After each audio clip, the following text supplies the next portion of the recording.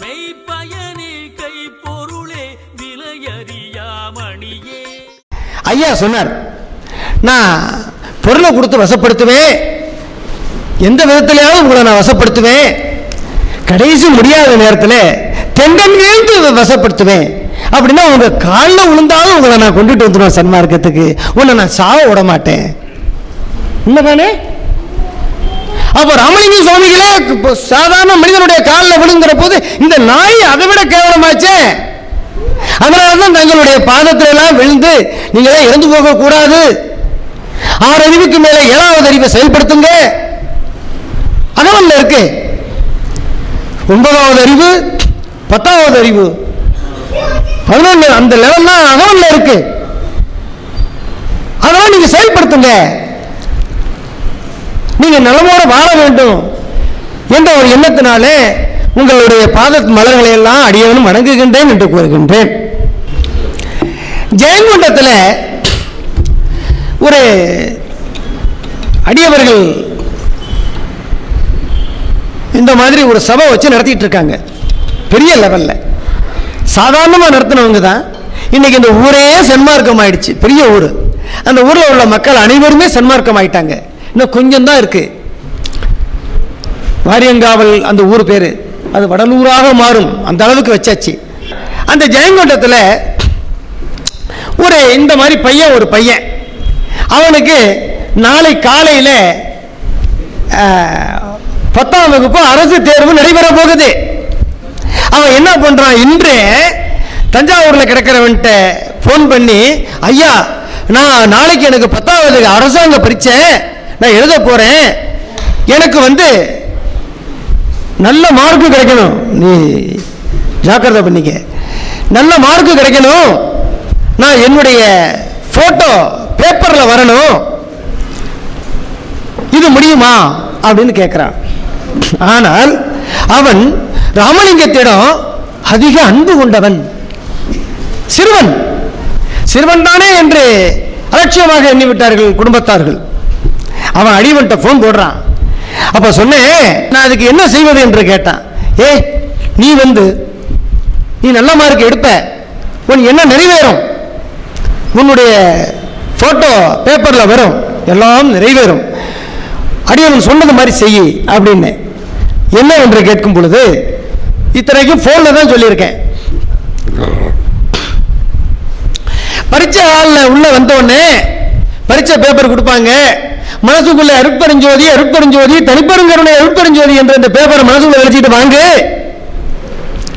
Question paper கொடுப்பாங்க. அருட்பெருஞ்சோதி அருட்பெருஞ்சோதி தனிப்பெருங்கருணை அருட்பெருஞ்சோதி என்று மனதுக்குள்ள நினைச்சிட்டு இந்த பேப்பரை வாங்க. அந்த கொஸ்டினை படி, தரவாக எல்லாம் படிச்சுக்கோ. அப்போ சொன்னேன், எல்லாம் அருட்பெருஞ்சோதி மகாமந்திரத்தை சொல்லிவிட்டு கடைசியாக அந்த கொடுத்த பேப்பரை எடுத்து மேஜையில் வச்சு, அங்க எல்லாரும் யார் எழுதினாலும் பிள்ளையார் சொல்லி போடுவீங்கல்ல, பிள்ளையார் சொல்லி போடுவீங்களான்னு போடுவீங்க. அடியவன் சொன்னேன், அந்த பிள்ளையார் சொல்லி போடுற இடத்துல பிள்ளையார் சொல்லி போட்டுறாத, நான் சொன்ன மாதிரி செய்யடான்னு. என்னன்னு கேட்டான்.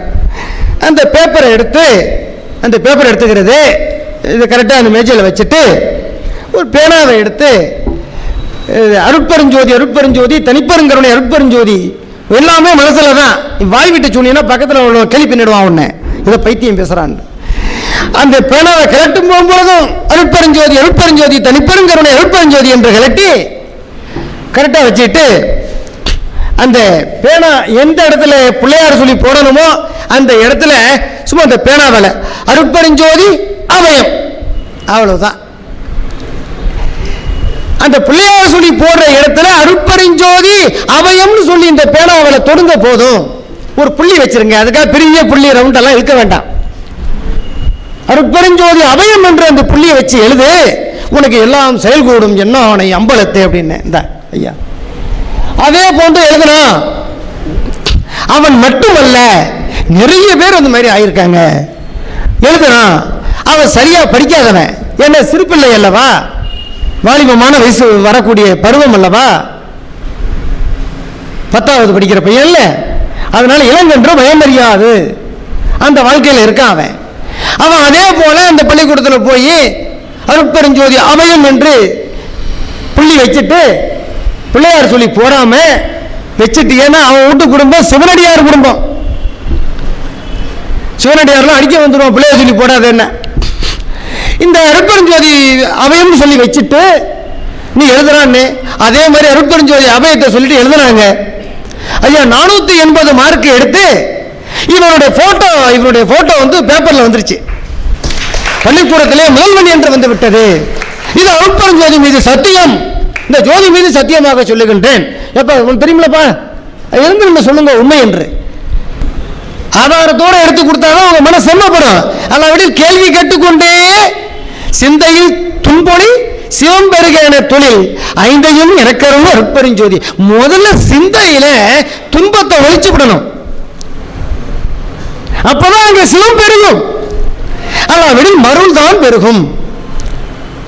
காரண காரியங்கள் இல்லாம மருள் பெருகும், அருள் பெருகாது. அதனால சிந்தையில் முதல் துன்பத்தை ஒழிச்சிடணும். சிந்தையில பலவிதமான துன்பத்தை போட்டு கிளட்டுறதும், அவங்களுக்கு ஹைப்பர் டென்ஷன் ஆகிறதும், அப்புறம் சைக்காலஜி டாக்டர்கிட்ட போய் கேட்டுட்டு அந்த தூக்க மாத்திரையை போட்டு விளங்கிட்டு கிடக்கிறதும், இதெல்லாம் வாழ்க்கையா? ஐயா நம்மளால நினைச்சா நிறுத்த முடியாதா? ஒரு கதையை வேண்டாம் இதை விட்டு ஒழிக்க முடியாதா? மனிதனால் முடியாதது என்ன இருக்கு? அரிய பெரிய சக்தி படைத்த மனிதன். அதனால நீங்கள் எல்லாம் சிந்தையில துன்பத்தை ஒழிச்சிருங்க. எந்த நேரத்திலையும் எதையாவது போட்டு உழப்பும் மனசு அதை இதையும் கேட்கும். அதுக்கெல்லாம் இடம் கொடாதீர்கள். அந்த மாதிரி இடம் கொடுக்கும் பொழுது துன்பம் வரும் பொழுது அருட்பெருஞ்சோதி அபயம் அப்படின்னு சொல்லுங்க, அந்த துன்பம் நீங்கி போயிடும். அது சத்தியம். அதனால எல்லாரும் சிந்தையில துன்பத்தை ஒழிங்க. அப்புறம் மாயவரத்தில் ஒரு 47-50 வயசு இருக்கும் ஒரு ஐயா. அவர் அதிகமாக படிக்காதவர். அவர் இந்த எல்ஐசி ஏஜெண்டா ஆயிட்டார். எப்படியோ என்னமோ ஏஜெண்ட் ஆயிட்டார் போல இருக்கு. அது ஒரு 200-300 பேருக்கு ஏதோ ஒரு பரீட்சை ஒன்று வச்சிருக்கிறாங்க. என்ன பரீட்சைன்னா எல்லாம் கம்ப்யூட்டரில் அடிக்கிற பரீட்சை. அது இந்த கம்ப்யூட்டரில் போய் அருட்பெருஞ்சோதி ஐயா எனக்கு இந்த கம்ப்யூட்டரை எப்படி தட்டது கூட எனக்கு தெரியாது, ஆனால் 40 மார்க்கு மேக்சிமமா, அதுக்கு 20 மார்க் எடுத்தா போருமா? அது என்ன சொல்லுது, எனக்கு 40 மார்க் வேண்டாம் அருட்பெருஞ்சோதி, எனக்கு 20 மார்க் மட்டும் கொடுத்துருப்பா, எனக்கு வேற ஒன்றும் தெரியாது, அந்த குள்ளாகாரன் கத்திட்டு கிடந்தான், நான் அவன் சொன்னதை சொல்லிவிடுறானா, நீ என்னை காப்பாத்து அருட்பெருஞ்சோதி அபயம் அப்படின்னு அந்த கம்ப்யூட்டரை தட்டி என்னென்ன போட்டு அடிச்சிருக்கு. அவன் கொப்புறானே, எங்க 200 பேர்ல அவன் தாங்க நம்பர் 1 இன்னைக்கு கோடிக்கணக்கில் சம்பாதிச்சுட்டாங்க. அவர் வடலூர்ல எல்லோருக்கும் எதுக்க சொல்றார், இந்த மாதிரி நடந்துச்சு, ஐயாவுடைய அபயத்தை கேட்டுட்டு போய் சொன்னேன், இப்படி வெட்டி பெட்டுட்ட. அது அவரு படிக்காதவரா? இப்படி எல்லாம் நடக்குது ஐயா. ஒன்றல்ல இரண்டல்ல அடியன் மூலமாக நடக்கின்ற அதிசயம் ஒன்றல்ல இரண்டல்ல ஐயா, 1000 அதிசயங்கள் கைப்பிட்டீங்கன்னா இன்னைக்கு 4 பூரா 10 என்னால சொல்லி முடியாது. அதனால நீங்க எல்லாம் தயவு பண்ணி அருட்பெருஞ்சோதி அருளை பெறணும். என்ன மனிதராக பிறந்த நீங்க எல்லாம் முடியாதது இல்லை, முயன்றாலும் முடியாதது இல்லை. நீங்க எல்லாம் இறக்கக்கூடாது. உங்களுக்கு யாருக்காவது சுகர் இருந்துச்சுன்னா அவர்கள் என்ன பண்ணுங்க, இந்த மஞ்சள் கரிசாலைன்னு ஒரு இலை இருக்கு, தெரியுமா? மஞ்சள் கரிசாலை கடிக்காதவங்களுக்கு சாதாரண கையாந்திரன்னு ஒரு இலை இருக்கு, தெரியுமா? தலைக்கு தேய்ச்சி விடுவாங்க இந்த பெண்கள் எல்லாம், தெரியுமா? ஐயா தெரியுமா? இல்லை சொல்லுங்களேன் ஐயா. அப்படி தெரிந்தால் அந்த இலைய தினகாலமும் 5 கொத்து, ஆனா அல்சர் இல்லாம இருக்கிறவங்க 5 கொத்து சாப்பிடலாம், அல்சர் இருக்கிறவங்க 3 கொத்து சாப்பிடலாம். அந்த இலையை 3 கொத்து பறிச்சோன்னா ஒரு கொத்துக்கு எப்படியும் 10 இலை 20 இலை இருக்கும். அந்த 5 கொத்தை கொண்டு எடுத்துட்டு நல்லா அலசிட்டு அந்த இலையை வெறும் இலையை காலையில வெறும் வயிற்றுல மென்று சாப்பிடுவது. அது நாக்கெல்லாம் கருப்பா போயிடும், பல்லெல்லாம் பழிச்சுன்னு இருக்கும். சில பேருக்கு இந்த அயல நோயின்னு சொல்லி காப்பி குடிச்சிருப்பாங்க, தண்ணி குடிப்பாங்க, ஒரு சளியை போன்று ஒரு வளவளன்னு ஒரு இது மாதிரி வரும். அதை காரி துப்புனா தான் அவனுக்கு நல்லா இருக்கும். அது வாய் நாற்றம், இவைகளெல்லாம் அற்று போய்விடும். ஏன்னா ஞானம் முடியாது. இதை சாப்பிட சாப்பிட சாப்பிட சாப்பிட இந்த சுகர் நோய் குணமாயிடுது. இந்த இருக்காரு அதுக்கு சாட்சி. இந்த கரிசாலையை நீங்க தினகாலமும் பண்ண கடிச்சிக்கிட்டு அதை சாப்பிட்டு சாப்பிட்டு சாப்பிட்டு வந்தீங்கன்னா இந்த சுகர்ல இருந்து விடுபட்டு போயிடலாம். இவருக்கு எத்தனை பேர் இருந்தது உங்களுக்கு? ஃபர்ஸ்ட்ல 280 இருந்தது. அதே மாதிரி தஞ்சாவூர்ல நான் குடியிருக்கிற பகுதியில் ஒரு பையன், அவன் அசைவம். அவனை நான் தொடமாட்டேன். மூச்செல்லாம் வீங்கி போய் பல பல பல பலன்னு அந்த கர்ப்பமாரம் அவனுங்க எப்படி பல பலன்னு இருப்பாங்களோ அந்த மாதிரி இருக்கிறான் அவன். சிறு வயசு பையன், 35 வயசு. அவனுக்கு 2 குழந்தைகள், விட்டுட்டு இறந்துருவான்னு சொல்லி அவங்க அந்த அம்மா அழுகுது. அந்த இலையை கொண்ட காட்டி இதை தானே சாப்பிடு, உன் குழந்தைகளுக்காக நீ உயிரோட இரு அப்படின்னு. உடனே அப்படியே செய்கின்றேன் என்று செய்தான் சரவண. உடனே சௌரியமாயி மூஞ்சியெல்லாம் வடிஞ்சு இப்போ மாத்திரையே சாப்பிட்றது இல்லைங்க. தினகாலமாக ஆடு மாதிரி அதை போய் சாப்பிட்டுட்டு வந்துட்டு இருக்கான். இப்படி வாழ்ந்துகிட்டு இருக்காங்க. எனவே குடலேத்தம் தெரியாம கோடி ரூபாய் செலவு பண்றது எல்லாம் வேண்டாம். டாக்டர்களிடம் போய் கஷ்டப்படாதீங்க.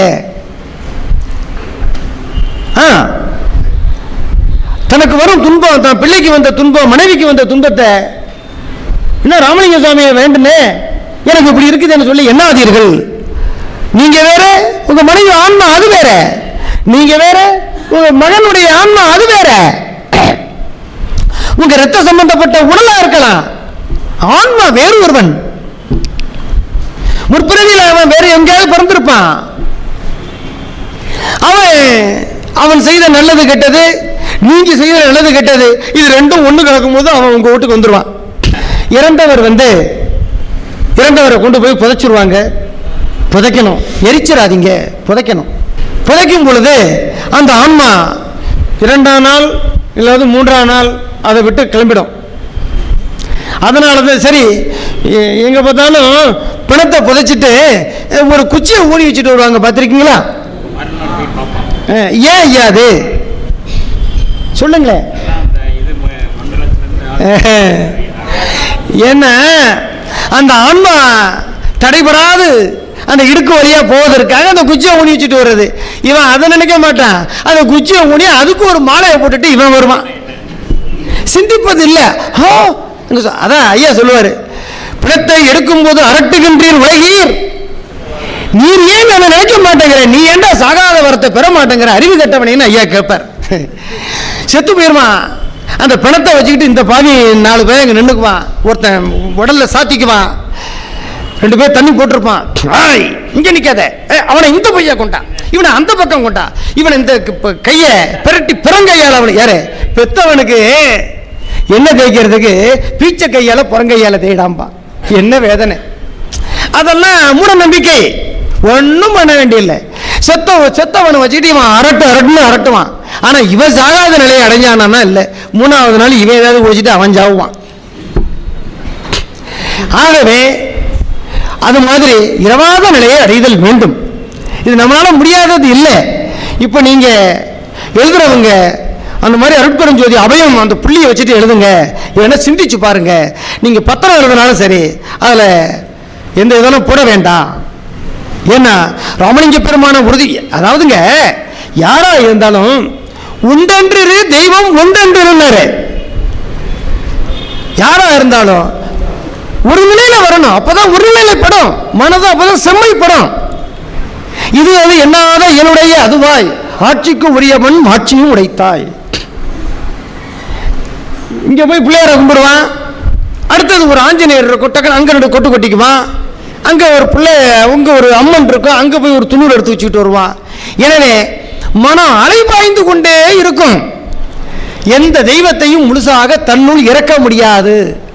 நான் அடியவன் என்ன சொல்றேன், நீங்க ஒரு பிள்ளையாரை விட்டு வர முடியல, ஒரு சிவனை விட்டு வர முடியல, அப்படி ஆனால் அவர்களை அந்த உருவத்தை கண்டு அந்த விக்கிரகத்தை கண்டு வழிபட்டது போதும். அவருக்காக அவர்களை ஏளனம் செய்து விடாதீர்கள், அவர்களை தன்னுள் இறக்கி விடுங்கள். என் உடம்புல இருக்கு என் விநாயகர், என் உடம்புல இருக்கான் என் முருகன் அப்பா அப்படின்னு சொல்லிட்டீங்கன்னாலே நீங்கள் தவறு பண்ண நேராது. ஏன்னா உங்க உடம்புக்குள்ள ராமலிங்கம் இருக்கிறாருன்னு தெரிஞ்சுக்கிட்டா, எப்பா ஐயா நம்ம உடம்புக்குள்ள இருக்கும் பொழுது நம்ம இந்த தவறான வேலையை செஞ்சோம்னா, இந்த பொய்யை சொன்னோம்னா ஐயா நம்மளை தண்டிச்சிருவாரு. அவன் அடியவன் அப்படிதாங்க பயப்படுறது, அடிவன் அப்படிதான் பயப்படுவேன். அதனால என் பையன், என் வீட்டில் என் பிள்ளைங்கள்லாம் இருக்கும், அவர்களெல்லாம் தொடமாட்டேன்.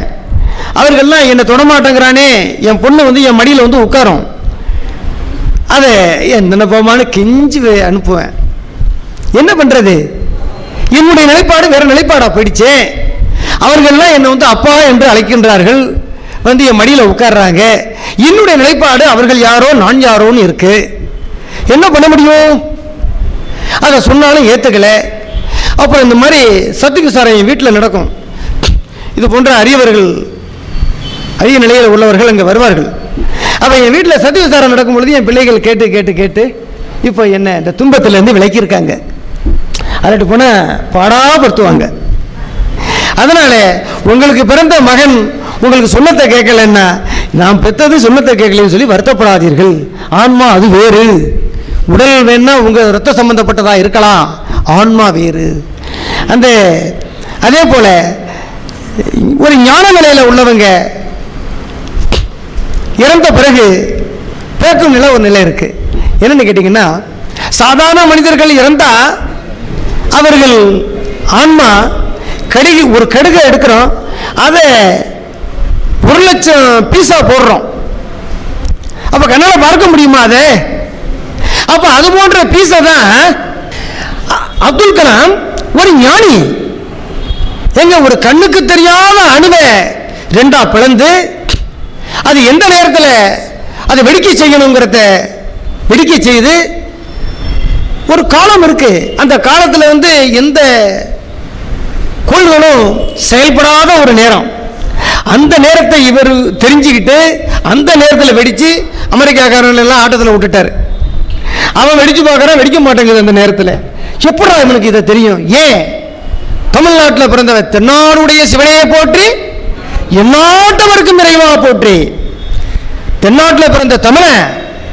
அதனால அந்த ஞானம் பெற்ற அந்த ஐயா வண்டியை வீட்டில் போட்டு வந்துருக்குறோம். இங்கே சினிமாவுக்கு டிக்கெட் எடுத்து வச்சிருக்கு, பொண்ணு வேற ட்ரெயினில் வந்துகிட்டு இருக்கு. என்ன பண்ணி தொலைக்க? இதை மற்ற அறிந்து கொள்வோம், நாளைக்கு அறிந்து கொள்வோம் என்று நினைத்துக் கொண்டிருந்தீர்களே, ஆனால் மரணம் என்னும் பெரும்பாலும் வந்து விடுவான்.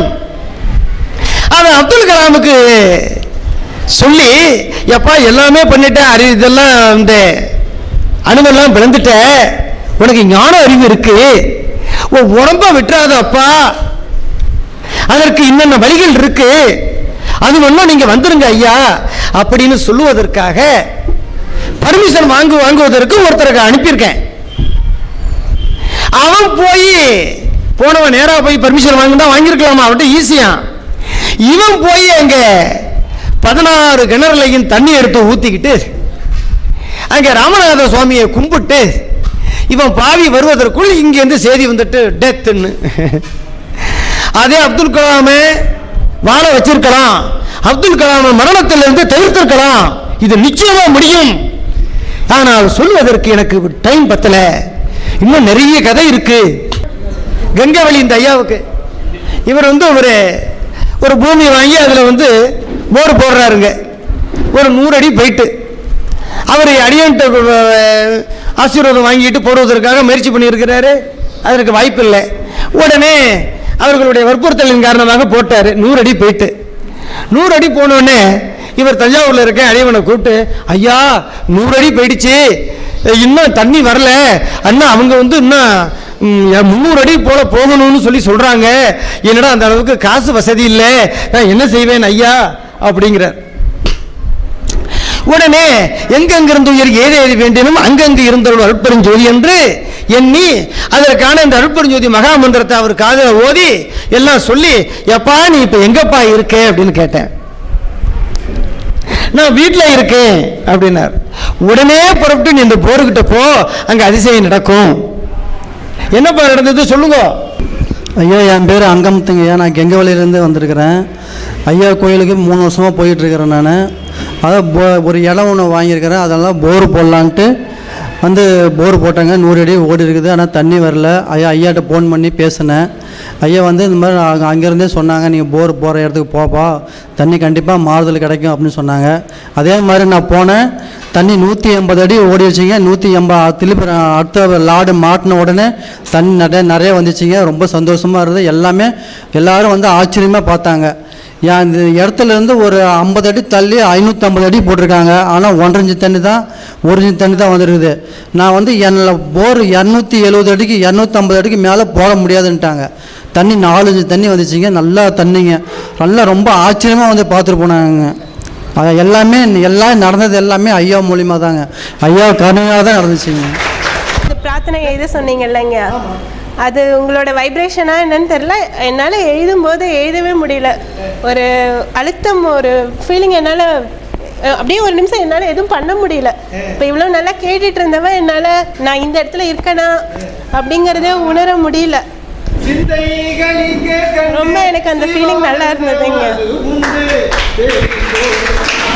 பறிவு கொண்டு இதை விட பெருவெளி இருக்குதென்றால் இங்கே வருவார் அழைத்து வாடி.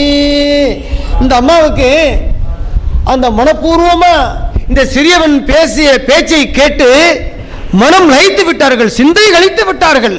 அதனாலே அவர்களுக்கு சிவானந்தம் அது உண்டு, அவர்களுக்கு அந்த பேரானந்தம் ஏற்பட்டு விட்டது. அதனால அவர்கள் அந்த நிலைக்கு போய்விட்டார்கள். இதுதான் உண்மை.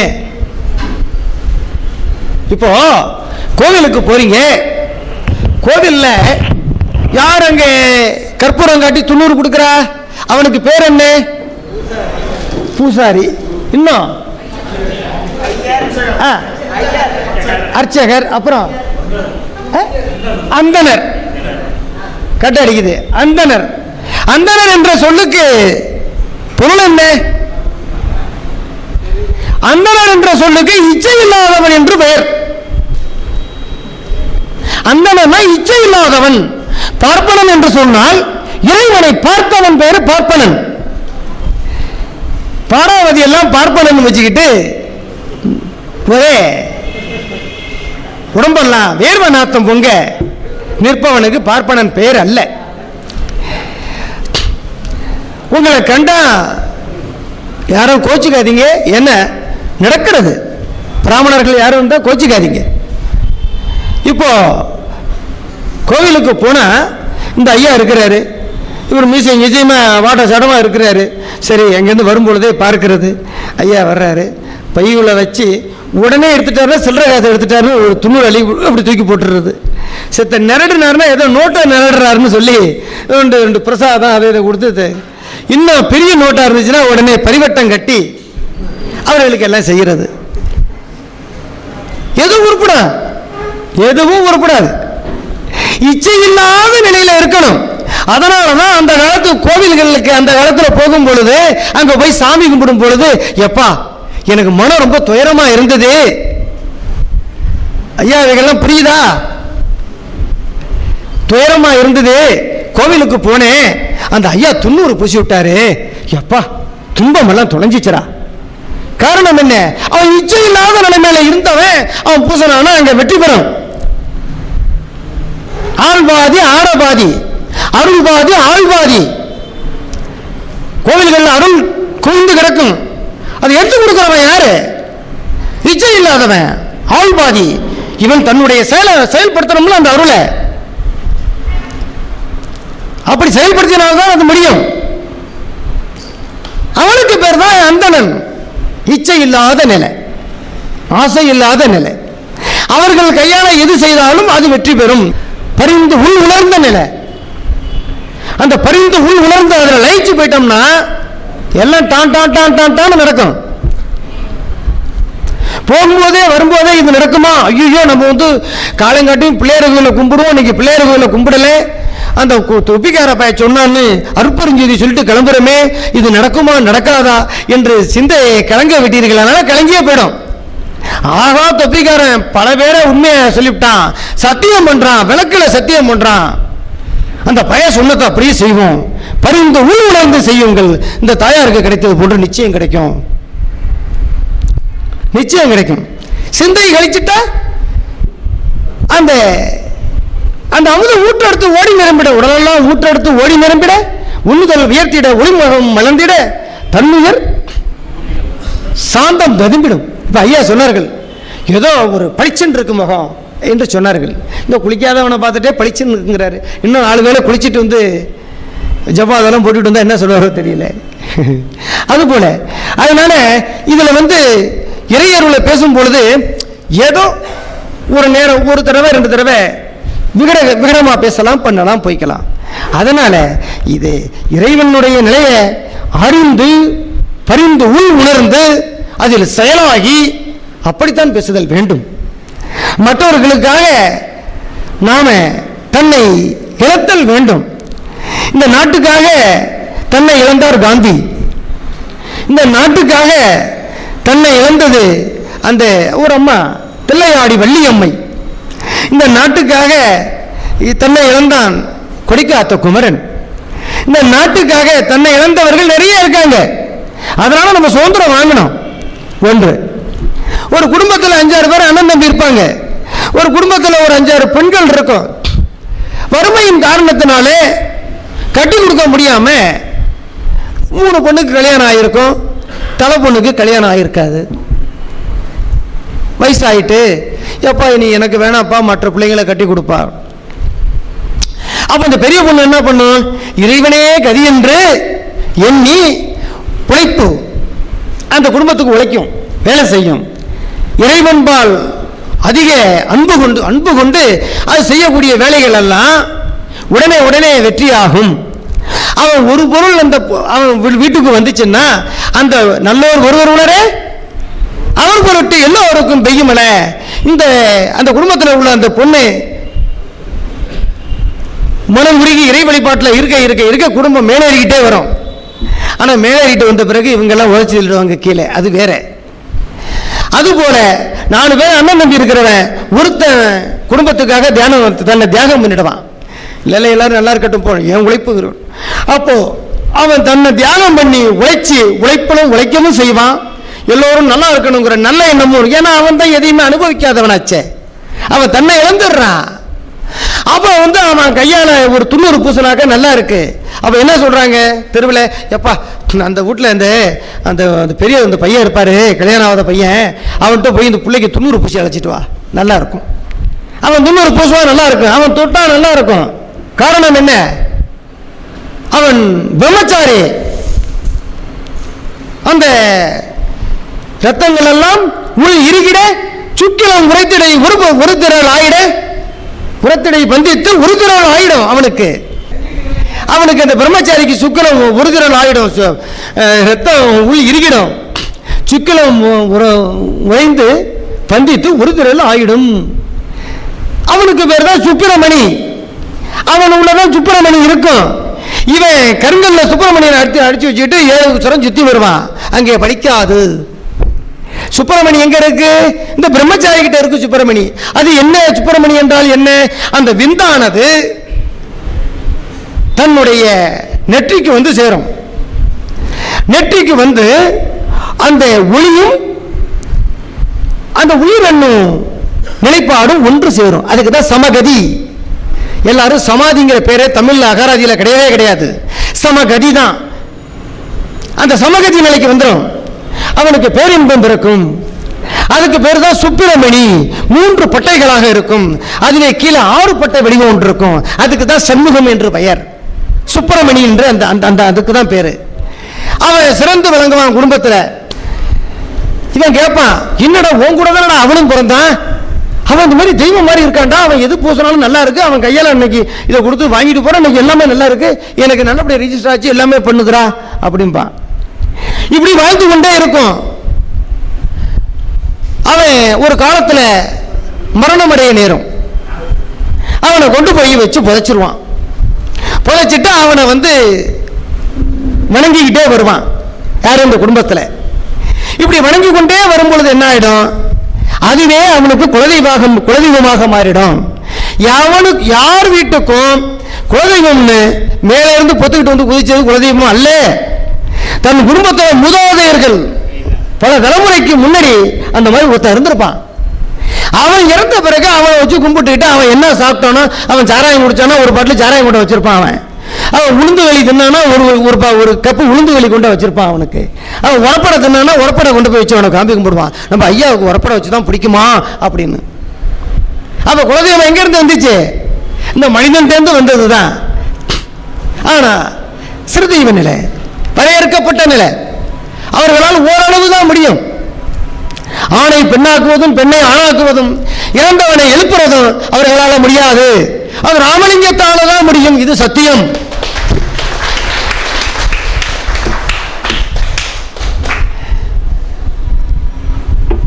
அதனால இது தொன்று தொட்டு இன்னும் புத்து விளையிற மாதிரி விளைஞ்சிக்கிட்டே இருக்கு ஐயா. எந்த நேரத்திலையும் ஜோதியை வழிபடுங்க, பேரின்பத்தை அடைங்க, வெற்றி அடைங்க, தோல்வி அடையாதீர்கள். அதனால இது அனைத்தும் வெற்றியாகும், அனைத்தும் வெற்றியாகும்.